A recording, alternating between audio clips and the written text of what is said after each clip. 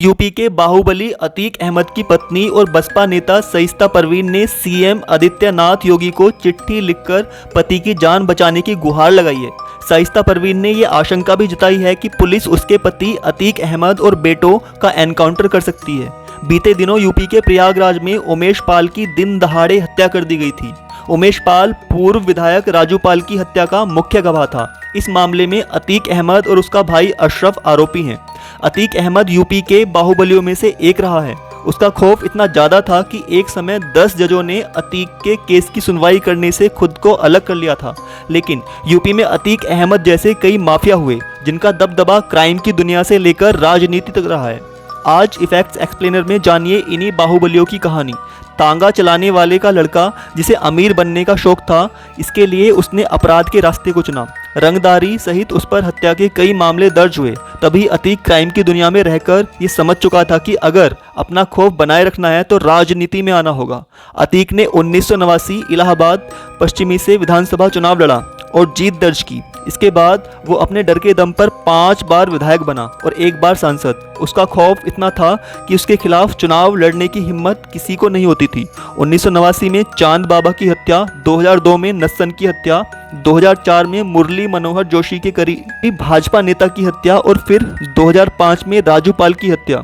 इन सभी हत्याओं में अतीक का नाम सामने आया। लोग कहते हैं कि जो भी उसके खिलाफ सिर उठाने की कोशिश करता था वो मारा जाता था।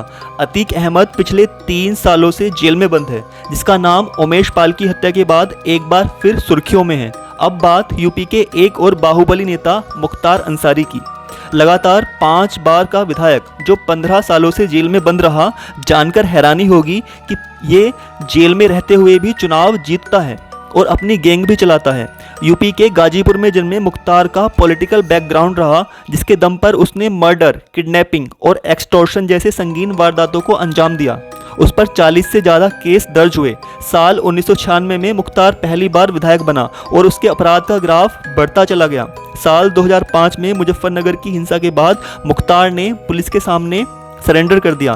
तभी से वो जेल में बंद है। अगला नाम है पिता की हत्या का बदला लेकर हत्यारे को मौत के घाट उतारने वाला ब्रजेश सिंह का। उस पर मकोका, टाडा सहित 30 से ज़्यादा संगीन आपराधिक मुकदमे दर्ज हैं। वो वाराणसी से एमएलए भी रहा। साल 1992 में जे अस्पताल शूटआउट के बाद ब्रजेश का खौफ गैंगस्टर और डॉन के तौर पर बढ़ने लगा। कई मामलों में वो 14 साल जेल में रहा, जिसे 2022 में हाईकोर्ट ने रिहा कर दिया। वाराणसी से ब्रजेश की पत्नी अभी भी एमएलए हैं। अब बात 2 बार विधायक और 1 बार सांसद रहे धनंजय सिंह की, जिस पर 40 से ज़्यादा मामले दर्ज हैं। जौनपुर में जन्मे धनंजय सिंह ने छात्र राजनीति से अपनी पहचान बनाई। कभी सपा, बसपा या निर्दलीय चुनाव को जीतकर राजनीति में पैर जमाने के साथ उसने अपने डर को भी कायम रखा। उस पर हत्या और सरकारी टेंडरों में वसूली जैसे दर्जनों केस दर्ज हैं। और भी ऐसे वीडियोज़ के लिए शेयर, सब्सक्राइब एंड लाइक। मिलते हैं अगली वीडियो में। जय हिंद।